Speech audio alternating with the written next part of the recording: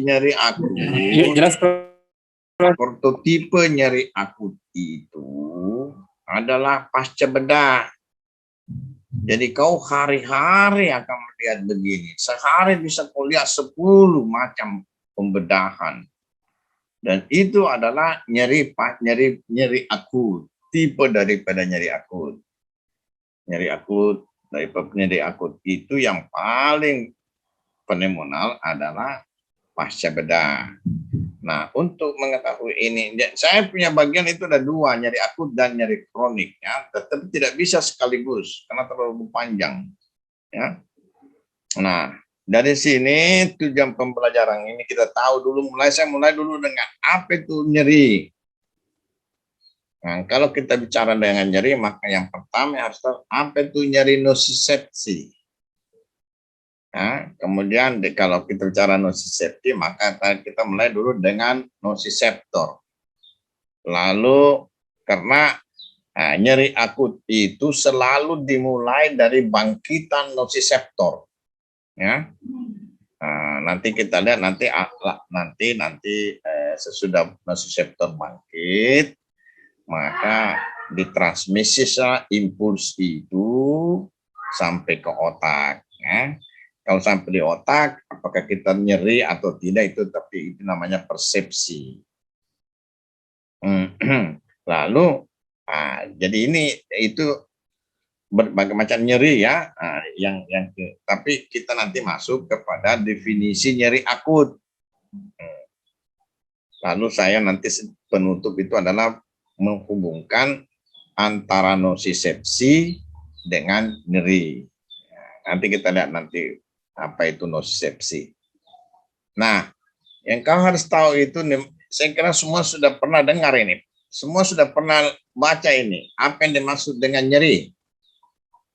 Definisinya sudah pernah. Ini definisi Prof, dari Prof. Sudah pernah, Prof. Sudah pernah, ya. Ini definisi sejak tahun 1979, ya, yang disepakati oleh IASP. Ini juga harus tahu, International Association for Study of Pain, dari perkumpulan nyeri sedunia. Ini yang terbanyak itu adalah dokter anestesi, ya. Jadi kamu nanti kalau sudah dewasa, sudah banyak pengalaman, masuk ke organisasi ini kalau mau memperdalam nyeri. Jadi definisi menurut IASP ini ialah unpleasant sensory and emotional experience, ya. Jadi rasa tidak menyenangkan yang bersifat sensorik dan emosional akibat associated with actual potential tissue damage, or describe in terms of such damage. Sekali lagi, unpleasant sensory and emotional, itu pengalaman yang sensorik dan emosional yang tidak menyenangkan.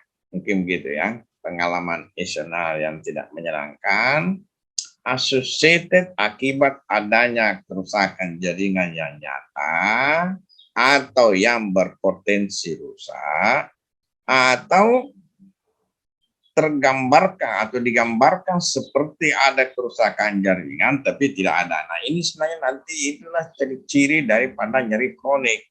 Nah, jadi kalau kita terjemahkan ini satu persatu, kita lihat begini.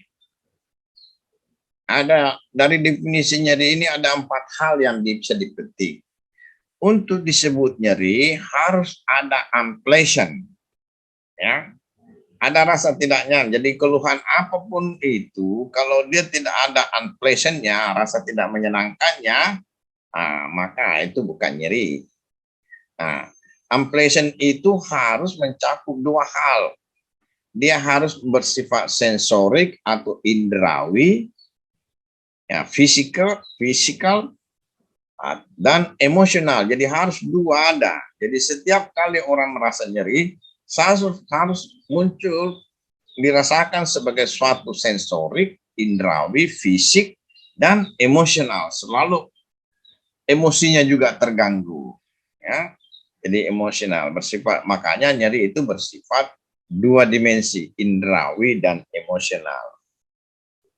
Kalau hanya indrawi saja itu bukan nyeri, atau hanya emosional saja juga tidak bisa. Harus dua-duanya ada. Akibat adanya kerusakan jaringan yang nyata. Inilah yang sebentar disebut sebagai nyeri akut. Ya.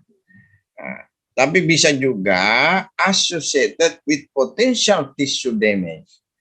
Berhubungan oleh kerusakan berhubungan dengan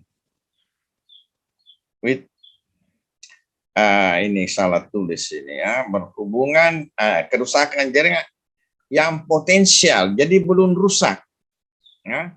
Jadi nyeri yang timbul sebelum ada kerusakan jaringan. Ya. Nah, untuk membuktikan ini, sekarang kamu coba di dirimu sendiri, semua pegang cumpin telinganya. Ayo, semua cubit apa ini? Cumpin telinga, ya.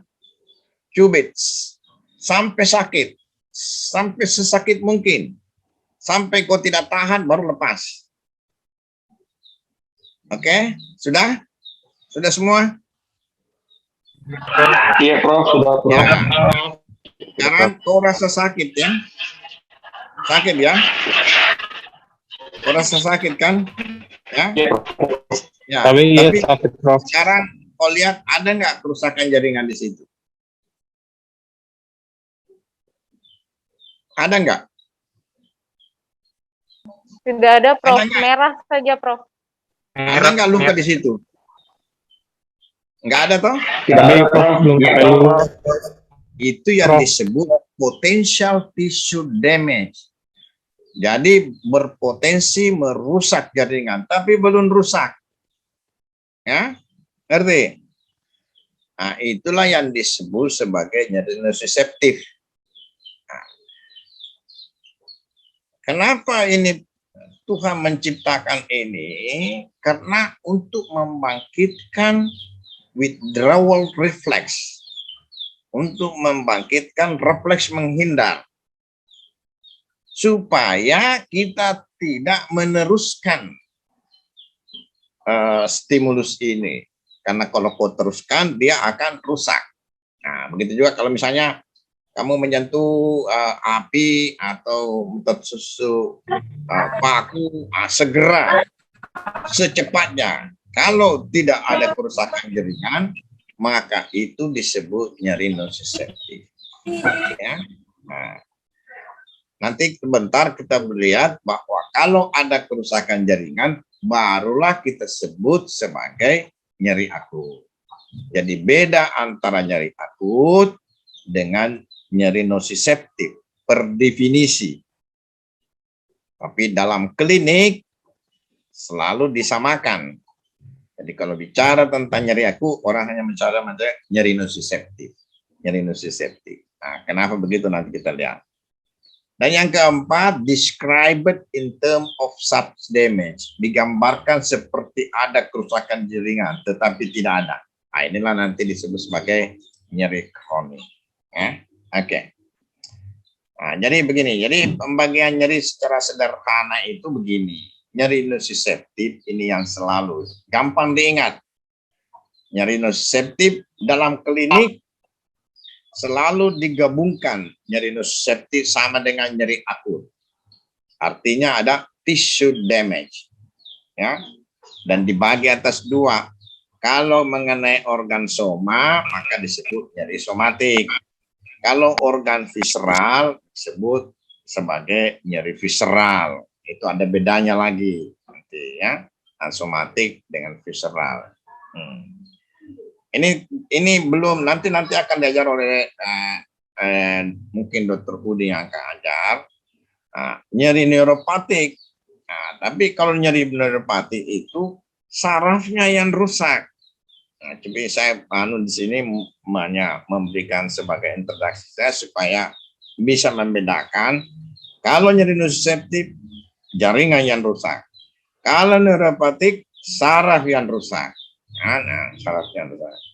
Nah, nanti kalau nyeri kronik itu bersifatnya biopsychosocial disease. Artinya sudah sembuh dari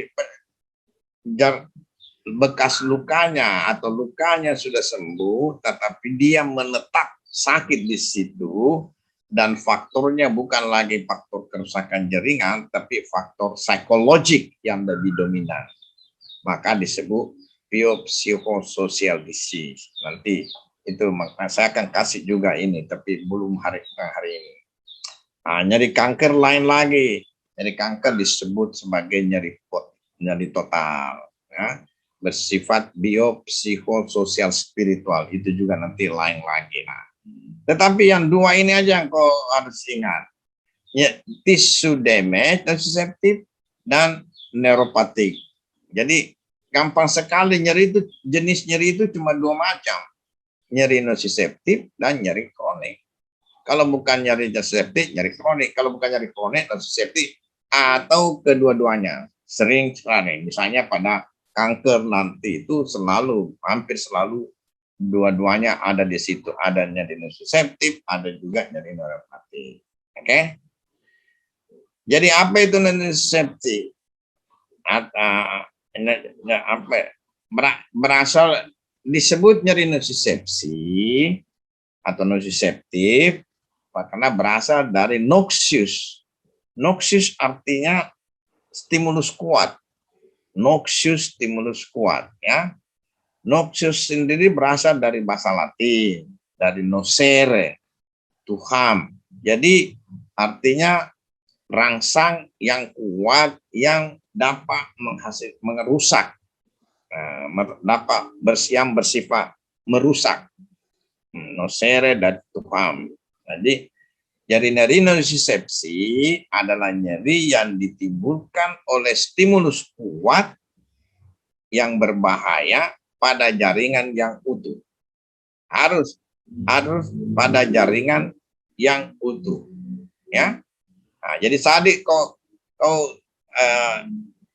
pijit kau punya cumping telinga, itu artinya cumping telingamu utuh dan kau stimulasi dengan noxious stimulus, stimulus kuat. Stimulus kuat itu bisa bermekanik, termal, atau kimia. Jadi yang kau lakukan tadi itu stimulus mekanik, ya. Bisa didengar semua, ya. Tapi ini bukan saja mekanik, tapi termal juga bisa, dan kimia. Kimia itu misalnya itu pada pasca bedah itu semua substansi inflamasi itu merupakan kimiawi. Termal itu ya kalau dipakai counter itu kan termal. Termal itu sakitnya itu kalau lebih dari 40 derajat dan di bawah 12 derajat, minus 12 itu sakit. Kalau diantaranya itu tidak juga. Ya? Nah, sampai di sini saya mau mengajar kamu bahwa sekarang itu tidak ada lagi istilah rangsang nyeri, ya. Yang ada hanya dua, ada rangsang noxious yang kuat yang dapat menyembuhkan nyeri, dan rangsang lemah yang disebut inokus stimuli, ya, yang normalnya tidak menyebabkan nyeri. Bisa dipahami? Jadi cuma dua. Kenapa? Nanti kita akan lihat bahwa suatu stimulus kuat bisa saja tidak nyeri. Umumnya stimulus kuat menyebabkan nyeri. Tapi ada keadaan tertentu tidak nyeri. Nanti kita kasih lihat. Dan stimulus lemah umumnya tidak nyeri, tapi ada juga yang nyeri. Ada orang disentuh saja, dia sudah sakit. Dan itu kamu harus tahu semua. Nah, istilahnya nanti itu adalah alodinia itu. Kalau ada orang yang disentuh saja dia sakit, oh dia merasa sesuatu maka itu kondisi itu disebut sebagai allodynia. Jadi dulu kita mengenalnya sebagai yang kuat itu selalu stimulus nyeri. Nah, tidak benar, karena ada kemungkinan stimulus kuat itu tidak menyebabkan nyeri. Oke. Nah, jadi nociceptif itu selalu dimulai dari aktivitas nociceptor. Nah, kita mulai apa itu nociceptor? Ini adalah nociceptornya. Ya. Reseptornya reseptor nyeri merupakan ujung-ujung saraf aferen sensorik. Ya, jadi ini kalau kau lihat ini aferen sensorik, saraf aferen sensorik ini, kau lihat ini, inilah yang disebut ujung-ujung dari aferen sensorik, ya, khususnya yang merupakan free nerve ending. Jadi dia tidak berbentuk. Kalau kita lihat itu reseptor panas, cahaya, dingin, itu ada bentuknya, berkapsul. Kalau ini tidak, ini misalnya, ini nyeri, nerve ending, ya, ini jadi afferent sensoric ending, ini reseptornya, free nerve ending, ya, itu harus bedakan dengan reseptor-reseptor lain. Jadi yang khusus berespon pada stimulus kuat. Nah, jadi hanya stimulus kuat yang bisa membangkitkan nociceptor, ya. Nanti di impulsnya menghasilkan impuls itu nanti dirambatkan ke medula spinalis, nanti sampai ke otak dan dirasakan sebagai nyeri. Nah, hubungan nociceptor dengan nociceptif. Nah, ini nociceptor, ya, hubungan aktivasi nociceptor oleh suatu stimulus kuat, nociceptor ini pada jaringan yang utuh intak, ini yang akan menghasilkan nyeri nociceptif. Nah, ini namanya gambar inilah nyeri nociceptif, ya. Ada stimulus kuat tapi belum rusak, ya. Nah, suatu stimulus kuat akan menghasilkan nyeri sebelum jaringan rusak, ya. Jadi sudah ada nyeri sebelum jaringan rusak. Itu yang harus kamu tahu. Ingat itu, ya. Nah, jadi jangan kok sekarang tadi sudah terbukti bahwa bisa ada nyeri sebelum ada kerusakan jaringan. Nah, itu. Nah, karena nyeri terjadi sebelum adanya kerusakan jaringan, maka nyeri nociceptif semata-mata berfungsi sebagai alat proteksi. Jadi ini Tuhan menciptakan ini untuk sebagai alat proteksi sama diri kita, sehingga kita bisa terhindar daripada kerusakan tubuh kita. Nah, ini untuk melindungi tubuh kita dari kerusakan. Nah, ini adalah bentuk, ada 3 macam stimulus kuat, yaitu mekanik, termal, dan kimia. Ini adalah mekanik, ya. Nah, ini kalau kita tersentuh dengan api, terjadi juga withdrawal reflex. Kalau kita menarik dengan cepat, berarti tidak akan terjadi luka. Nah, jadi kita terhindar daripada kerusakan api walaupun kita tersentuh. Nah, ini juga semuanya sama ini, ya, nociceptif semua. Pentingnya nocicepsi itu baru kita sadar kalau you bisa melihat anak ini namanya anak yang mengalami congenital insensitivity to pain, anak yang tidak merasa nyeri, ya, karena ada gangguan pada natrium channelnya. Natrium channelnya itu tidak bisa, walaupun dia distimulasi, dia tidak menghasilkan suatu aksi potensi. Nah, karena dia tidak menghasilkan aksi potensi, maka dia tidak bisa merambatkan impuls, maka dia tidak merasakan. Jadi pentingnya nyeri nociceptif dalam kehidupan manusia sebagai alat proteksi. Dapat dibayangkan dengan melihat penderita hidupnya tidak bisa panjang karena tidak bisa merasa nyeri. Umumnya mereka hidup hampir umur 20 tahun karena seringnya terinfeksi. Ya. Jadi nyeri nonseptif adalah suatu rahmat. Tanpa nyeri nonseptif kita mudah mencederai diri kita tanpa sadar. Seperti pada pasien kronik ini, ya.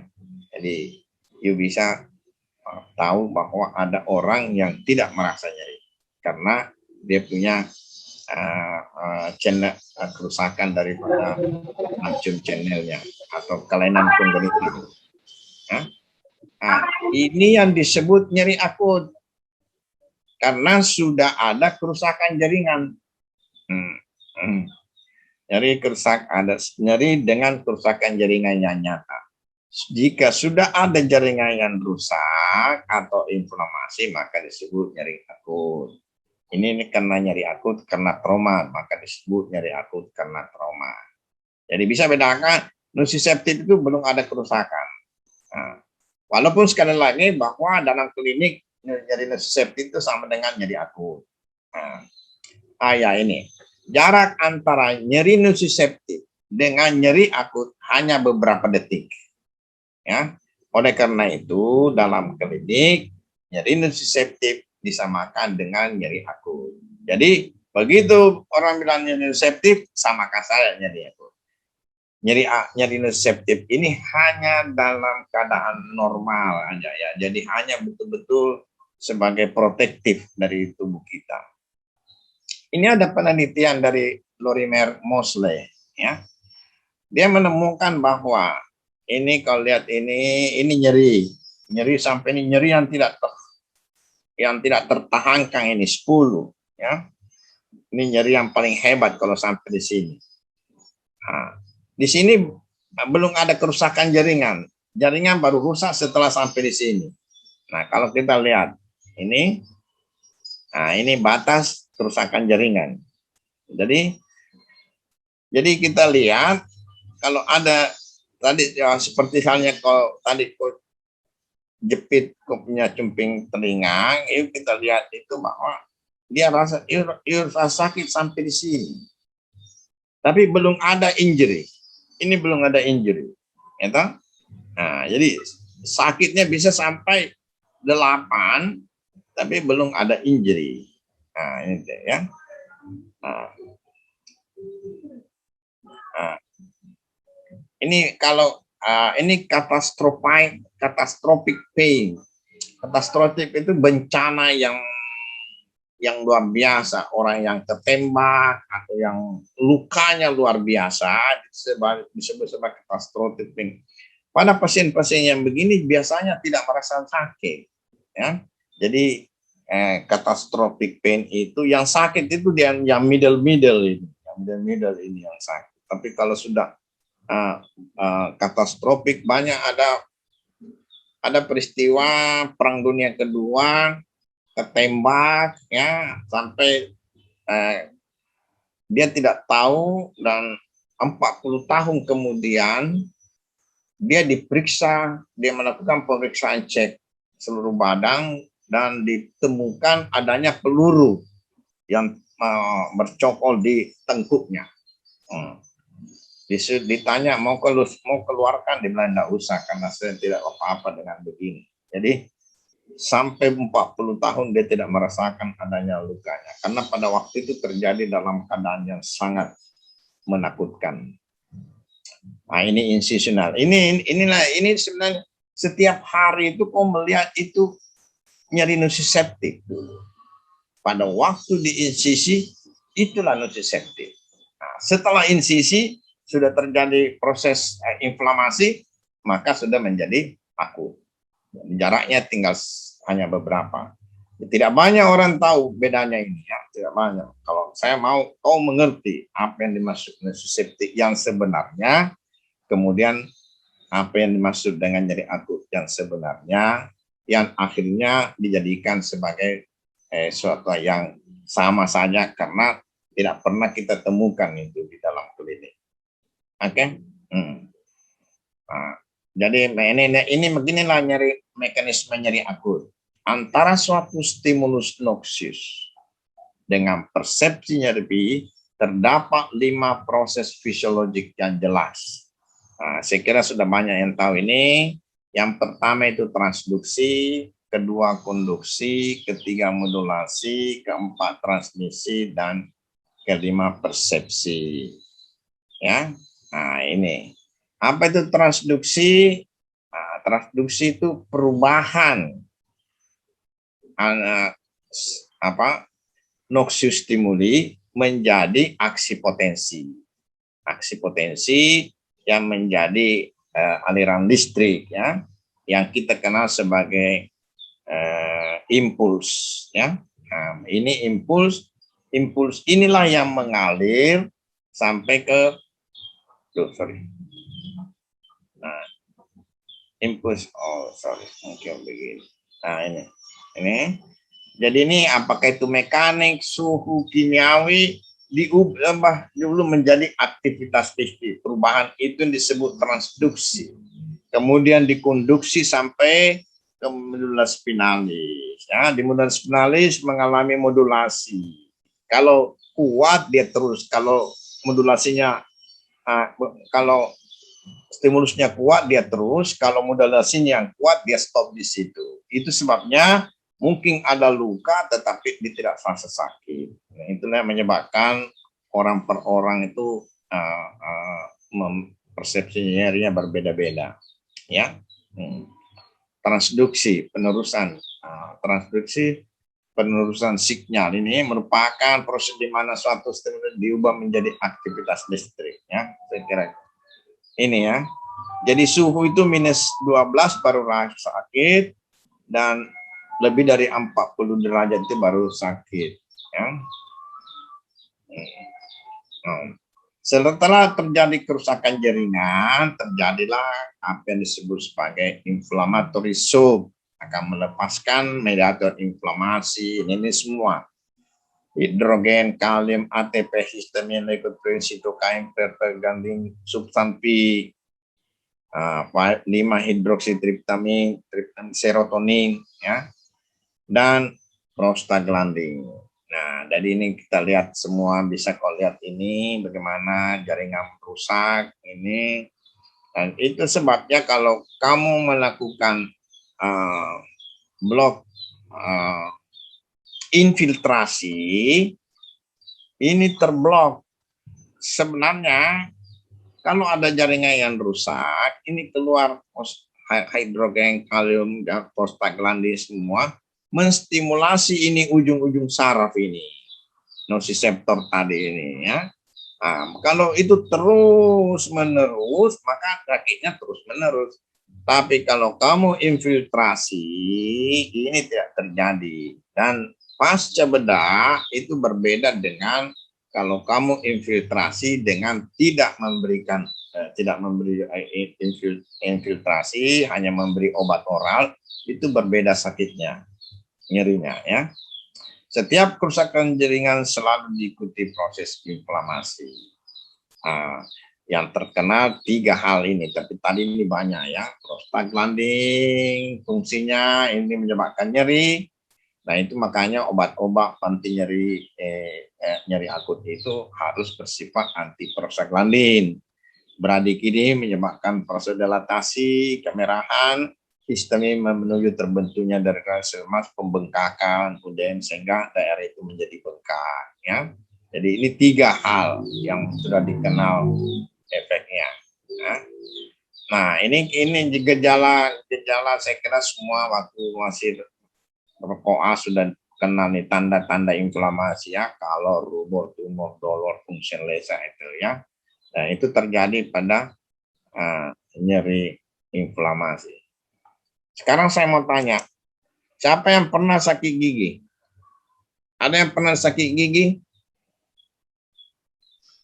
Iya, Prof. Pernah, Prof. Nah, ya. Bagaimana rasanya? Menciut-ciut, ya. Menciut, ya.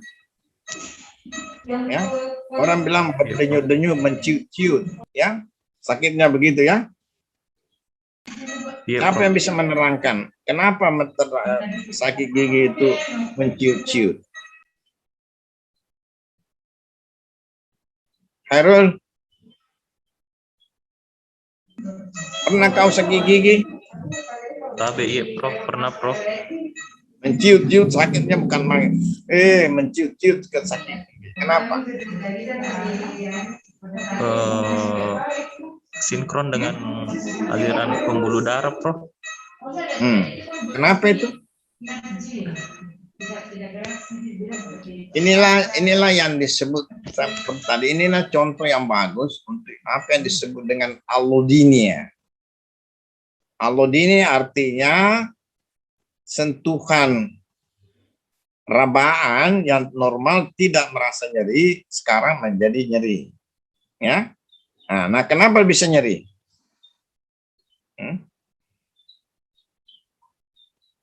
Jadi you sudah benar. Apa yang menciut itu adalah arteriole.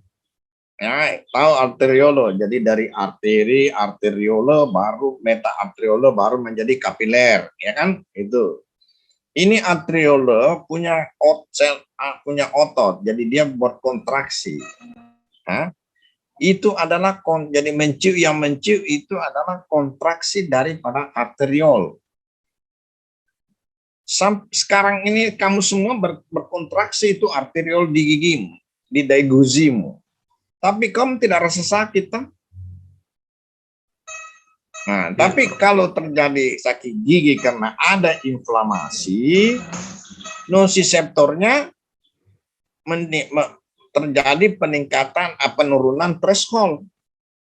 Jadi kontraksi arteriole yang tadinya itu sangat lemah, tidak merasa sakit, sekarang menjadi sakit.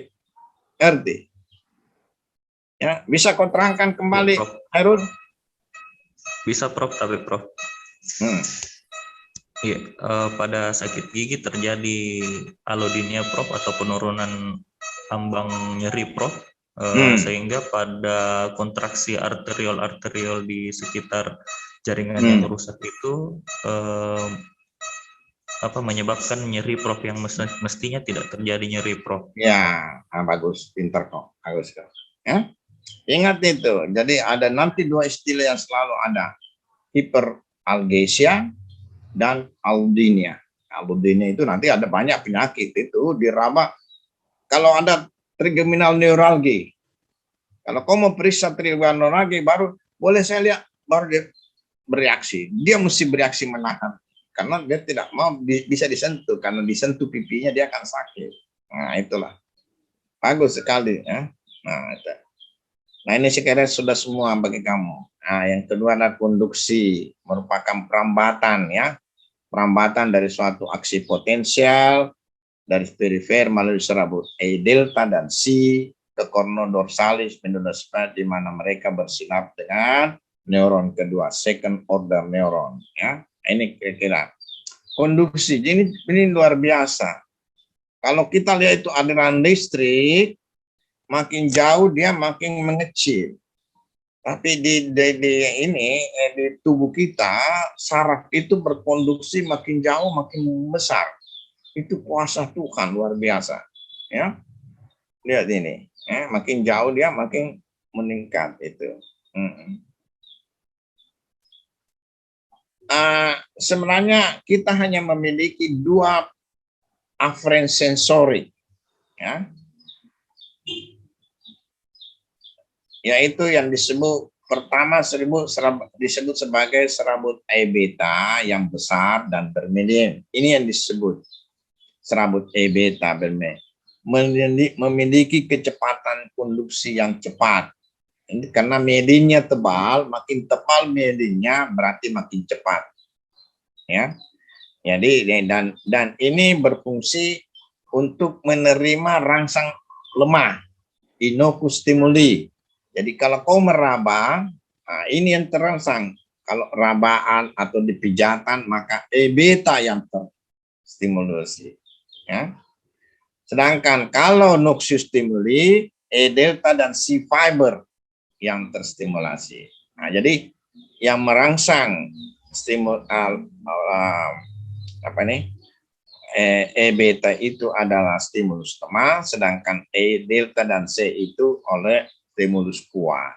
Nah, ini penting nanti kau bedakan antara E beta, E delta, dan C fiber. C fiber itu tidak bermili, jadi dia yang makin lambat.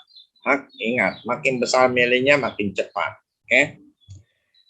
Nah, ini yang harus kamu hafal dan kuasai ya. Nanti banyak anak-anak itu dokter anestesis tidak tahu itu kalau dia spinal, dia cek dengan suhu, dia tahu bahwa kalau hilang suhunya berarti dia sudah analgesia, tapi kenapa begitu dia tidak tahu. Nah ini, harus hafal. Yang diantar oleh E beta itu rangsang taktil ya, tekan seperti rebahan tadi ya. Alfa itu proprioseptik dan motorik dan proprioseptik E beta. Tapi yang nyeri itu adalah E delta menghambat nyeri dan suhu. Ingat itu. E delta itu nyeri dan suhu. Itu sebabnya kalau kamu periksa suhu pada sesudah sesudah spinal, kadang-kadang saya dulu tanya, kenapa kau periksa suhu baru kau mengatakan dia tidak sakit lagi. Nah, ini kuncinya. Karena E delta itu yang mengantar nyeri dan suhu. Nah, ya. Jadi kalau suhu hilang, berarti nyerinya juga akan hilang. Nah, nanti kita lihat lagi ya. Selain itu, C fiber juga. Ini nyeri juga. Nah, tapi ini C fiber ini lebih kecil.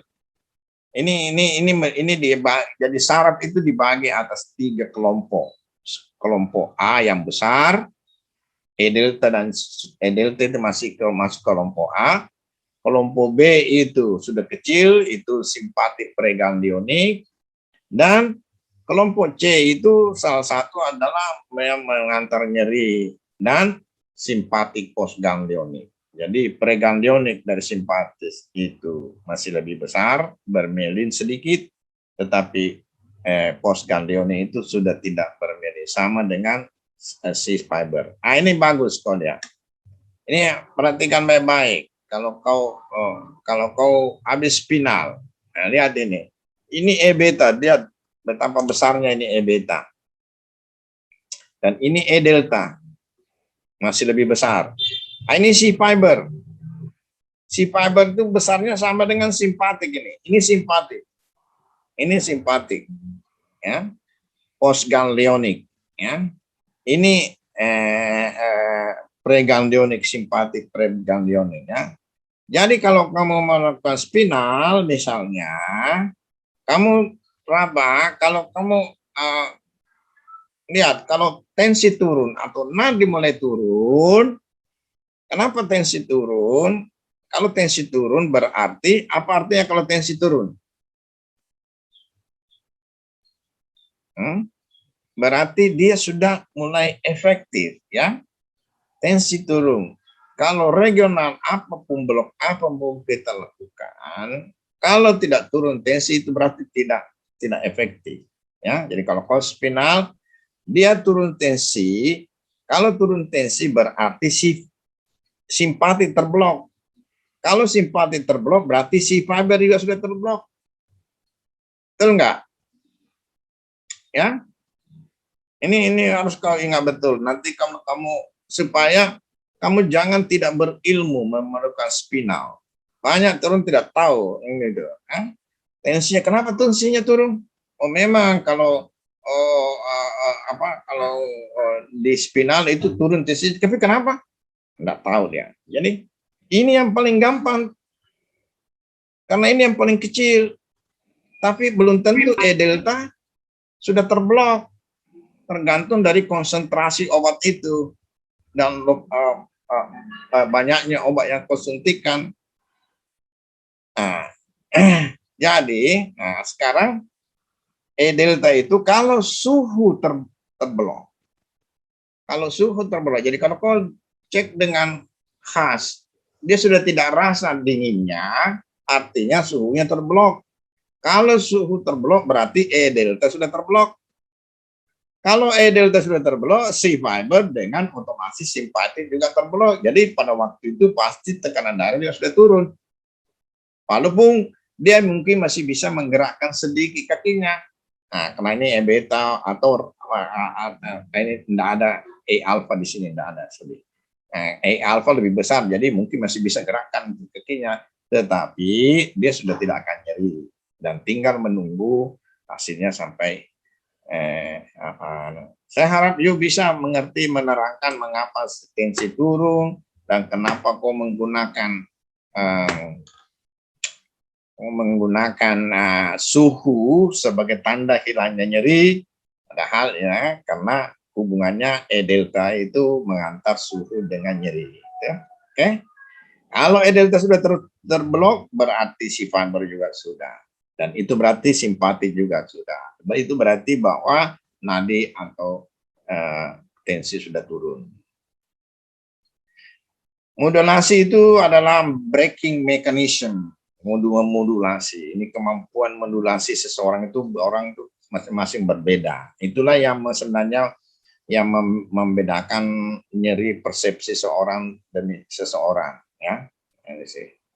Ini adalah gate control theory. Pernah dengar nih gate control theory? Sudah pernah? Ada yang sudah pernah?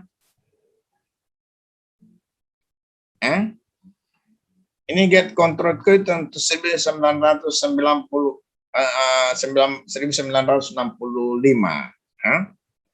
Ini sampai sekarang gate control theory itu masih tetap dianut, dan itu kalau kau lihat itu kerja dari akupunktur, kerja daripada TENS, ya, nanti ada spinal cord stimulation, itu ada satu nanti alat yang bisa melakukan suatu aktivitas dari E beta. Di sini prinsipnya bahwa di kornu posterior itu ada satu pintu gerbang, ya, nyeri, di mana pintu gerbang itu akan tertutup kalau E beta ini distimulasi, maka pintu gerbang ini tertutup.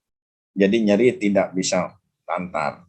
Sebaliknya, kalau si fiber yang diaktifasi itu terbuka dan terus ke sana. Itu nanti bisa lihat pada spinal cord stimulation-nya. Sekarang kita belum melakukan, tapi di negara-negara maju sudah biasa memasang itu.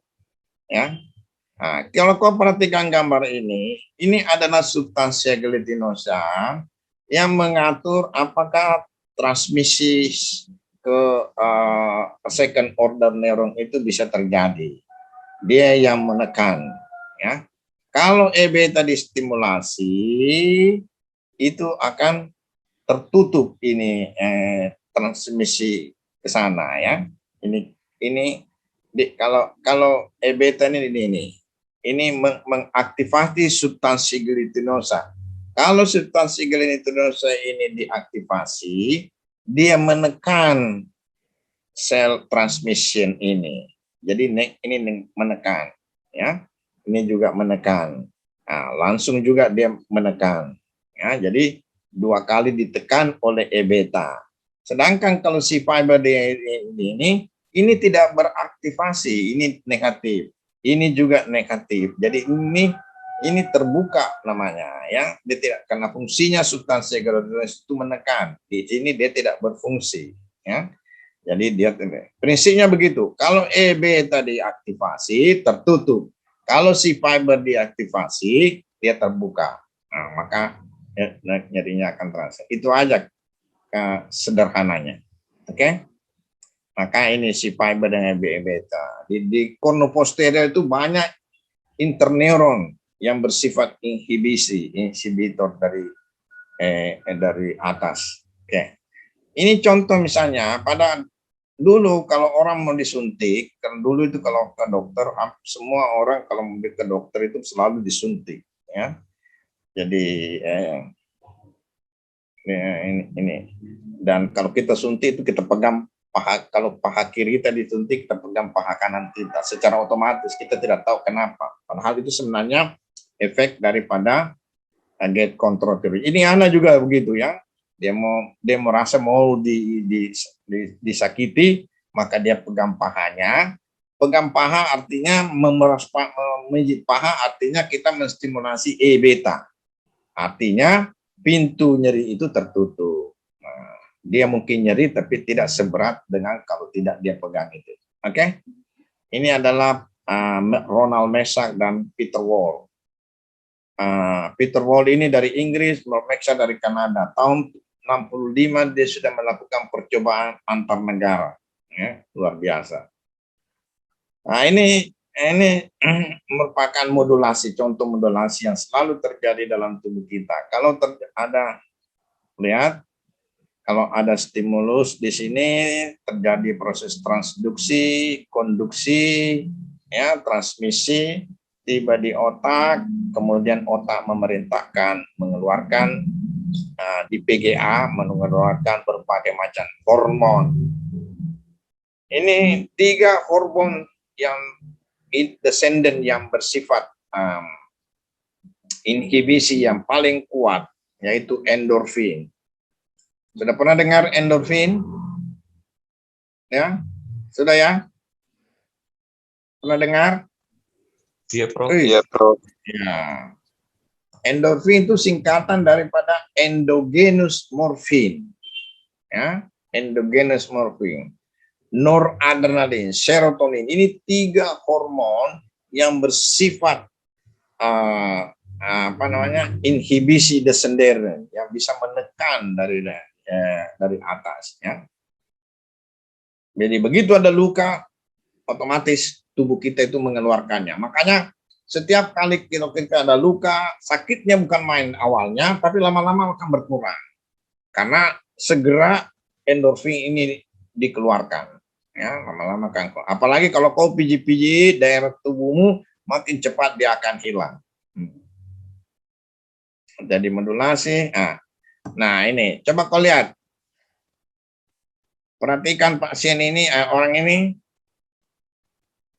Kalau menurut kamu siapa nih? Krishnawati, Lydia. Iya, Prof. Oh, Lydia, Lydia. Prof. Oh, Iya, Prof. Pasien ini sakit atau tidak? Dari gambar tidak terlihat kesakitan, Prof. Iya, dari mana kau lihat? Apanya kau lihat? Ekspresi wajahnya, Prof, tidak menunjukkan dia sementara kesakitan. Wajah, matanya, ekspresi wajah, tidak sakit sama sekali. Iya tak? Bisa nggak kau dikasih begini kira-kira ini? Tidak, Prof. Nah itu. Nah inilah contoh. Ada injury, no pain. Ya? Ini. Ada rasang kuat, bayangkan itu 4 pedang. Kerusakan jaringannya ada. Tidak ada nyeri pertikan wajah. Bagaimana menangkannya? Karena dia mampu mengeluarkan endorfin yang banyak. Ini kalau dilatih dari kecil dia lihat bapaknya, dan ini kan peristiwa ritual, ya, apalagi dianggap bahwa dengan melakukan begini dia mendapatkan reward, dia ingin melakukan suatu ibadah. Nah, ini merupakan, inilah bisa menerangkan kenapa orang ini tidak merasa nyeri. Jadi sepakat ya bahwa ada injury with no pain, ya. Nah, ini, nah ini nanti kalau kamu minta ini sama Sukni, ya, supaya kau bisa melihat ini. Jadi ini ada dia punya animasi ya, di rumah jangan dilakukan itu. Oke. Jadi peran neurokorneal merupakan tempat di mana modulasi dan transisi. Jadi tergantung apakah modulasinya itu kuat, itu inhibisinya itu kuat. Kalau inhibisi kuat, dia tidak terus. Nah, jadi begini kira-kira perjalanan E delta dan C fiber, ya. Ini E delta dan C fiber.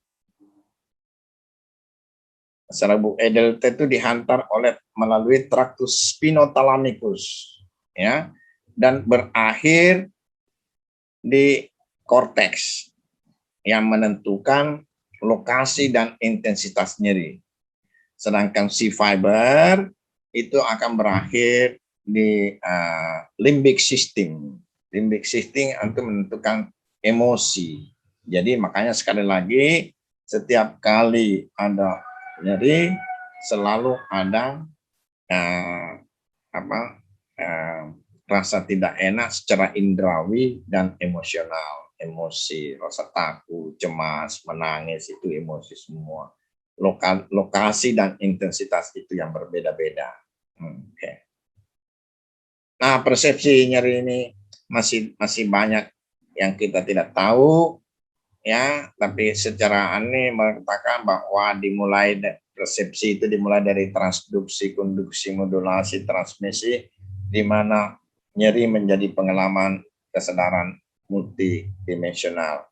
Sekarang ada teori yang baru bahwa stimulus yang masuk itu, apakah itu dia nyeri atau tidak, dalam waktu 0,1 detik itu seperti mengalami suatu komputasi dalam otak, sehingga otak memutuskan bahwa ini nyeri, ini tidak. Jadi sekarang itu di teori baru itu mengatakan nyeri adalah the production of the output of brain. Apa kata otak? Kalau otak berkata nyeri, dia nyeri. Kalau otak berkata tidak, dia tidak nyeri. Apapun. Ya? Tapi saya nanti lah. Oke. Jadi nociceptive dua macam, somatik dan visceral. Saya kira ini gampang ini ya. Kalau kena somatik, nah ini misalnya kena tulang, jaringan, dinding dada, pasca bedah itu kalau somatik ya. Dan somatik itu cirinya khas, jelas lokasinya, bisa ditunjuk dengan telunjuk. Sedangkan visceral itu tidak bisa. Jadi kalau orang kena appendicitis, memang sebelah kanan itu ada titik McBurney-nya di situ sakit, defense, tetapi dia seluruh perutnya itu akan terasa sakit. Jadi dia berkata dia tidak bisa tunjuk, tetapi dia menggunakan telapak tangan untuk menunjuknya. Nah, jadi nociceptive karena visceral, saya kira saya harus cepat ini karena sudah jam 1 ini. Ini contoh-contoh somatik, muskuloskeletal, trauma, postoperatif. Ini hari-hari kau lihat, yang burning pain, faringitis, itu semua somatik. Ini ischemic myocardial infection, abdominal colic, dyspnea, ini adalah visceral, ya. Nah, ini adalah definisi akut dari ISP, ya. Nanti kau baca ini apa dia, ya.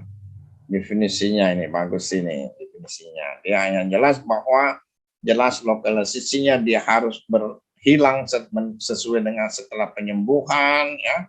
Tidak melibatkan nervous system dan sebagainya, oke. Nah, ini ada beda somatik, visceral, dan neuropatik. Kalau bisa baca ini. Nah, ini yang terakhir yang saya mau sampaikan. Jadi ada 3 kemungkinan hubungan antara nocicepsi dengan nyeri. Hubungan antara rangsang kuat dengan nyeri.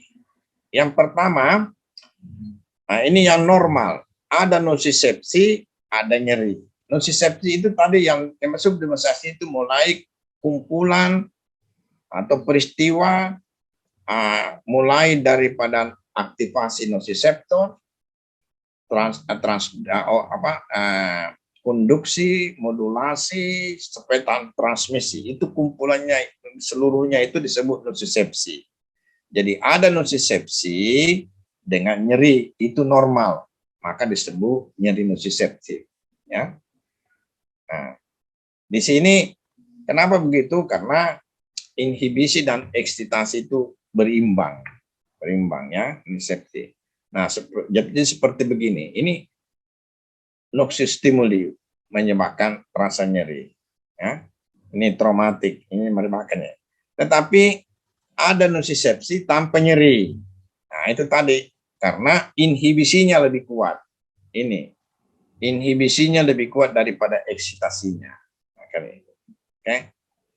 Nah, ini misalnya, ini contoh lagi, dia tidak nyeri, padahal ada stimulus kuat. Ada kerusakan jaringan, walaupun kecil, tapi itu banyak, jadi banyak juga. Oke, ini semua adalah namanya ada nosisepsi, tapi dia tidak nyeri. Ini karena berbagai faktor yang bisa menyebabkan banyaknya tumpah endorfin itu. Oke, ini juga semua. Nah, tetapi sebaliknya, tidak ada nosisepsi, bisa ada nyeri. Itulah terjadi pada neuropathic pain. Neuropathic pain itu tidak ada lagi lukanya. Jadi kita tidak lihat itu sarafnya sudah rusak. Ya. Sarafnya itu yang salah. Korsleting, kalau kita istilahkan neuropathic pain itu sama dengan aliran listrik yang korsleting, ya. Tidak apa-apa, kok mati listriknya. Itu begitu juga. Ini. Jadi neuropathic itu kalau eksitasinya banyak, sedangkan inhibisinya semakin berkurang. Ya. Misalnya ini, contoh misalnya, itu juga neuropathic. Ini kan kalau habis dipotong, kalau dipotong itu ada saraf yang terpotong. Dan saraf itu itulah yang keladinya, ya, yang keladinya. Jadi pasien itu merasa sakit di daerah yang sudah tidak ada, disebut sebagai phantom pain, ya, phantom pain. Di sini tempat yang bagian yang sudah tidak ada itu masih dirasakan seperti ada, ya, makanya disebut sebagai phantom pain, ya. Nah, itu adalah gejala neuropatik. Nah, ini juga neuralgia neuropatik. Ini post-herpetic. Ini post-herpetic hanya memakai baju sekol saja, itu dia kesakitan. Padahal dia sudah tidak ada lukanya. Kalau kita buka bajunya begini, ya. Jadi post-herpetic, ini herpes itu merusak saraf. Dan artinya sarafnya itu menghasilkan neuropatik. Selalu ingat, neuropatik adalah nerve damage. Ya. Nah, ya. Oke, saya kira sampai sekian dulu. Ya pas jam 1:10. Oke, ada pertanyaan? Ada yang mau bertanya dari semua?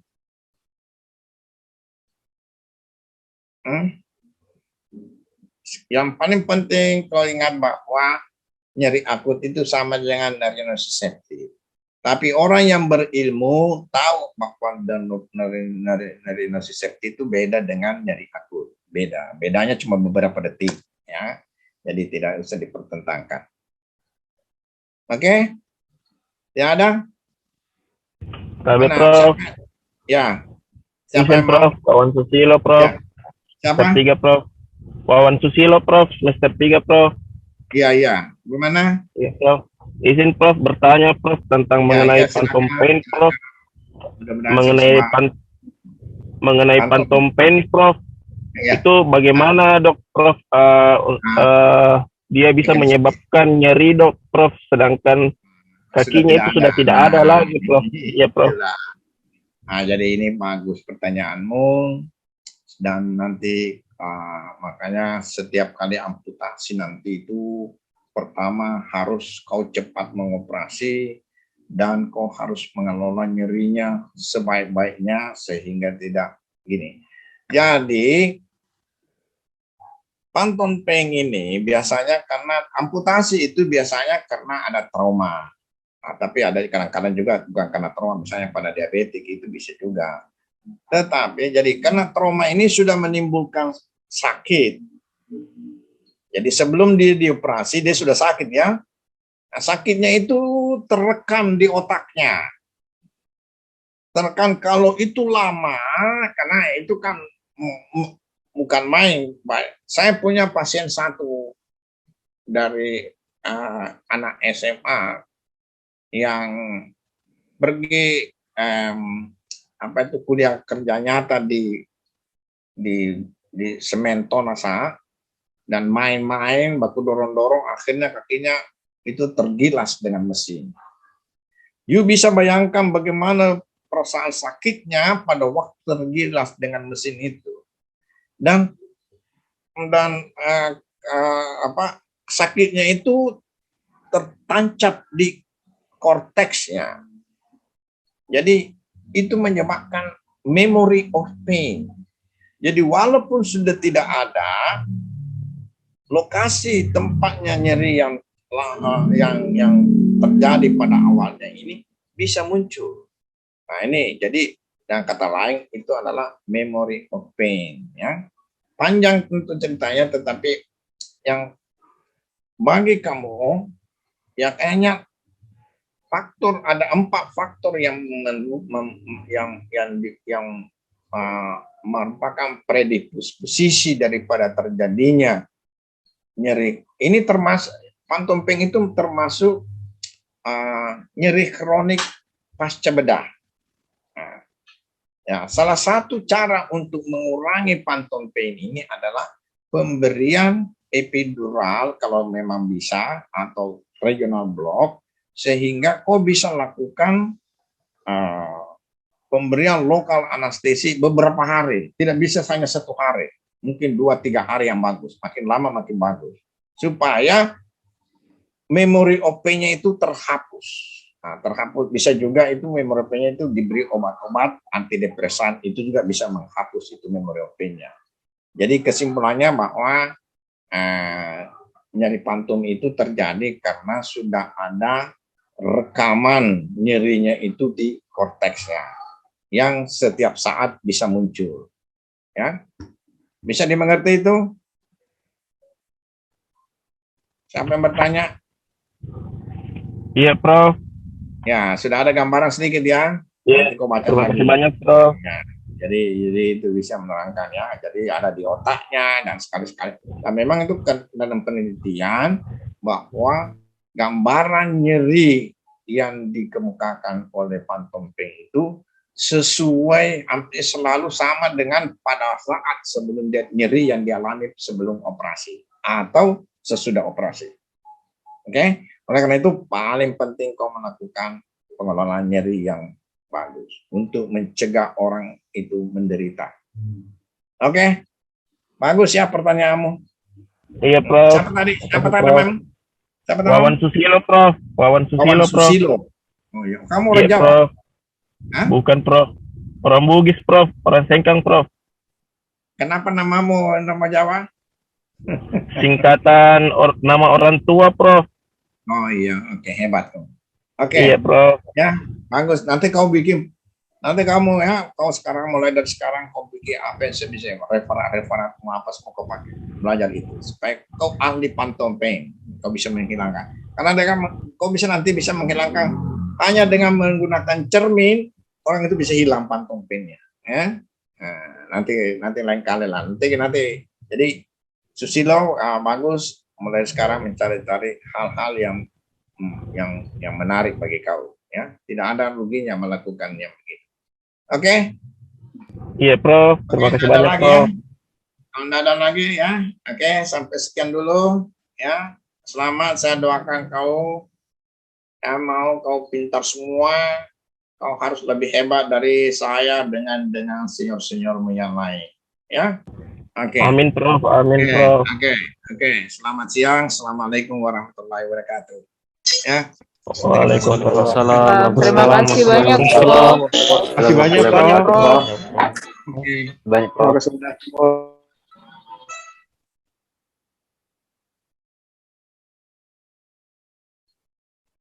Oke ya.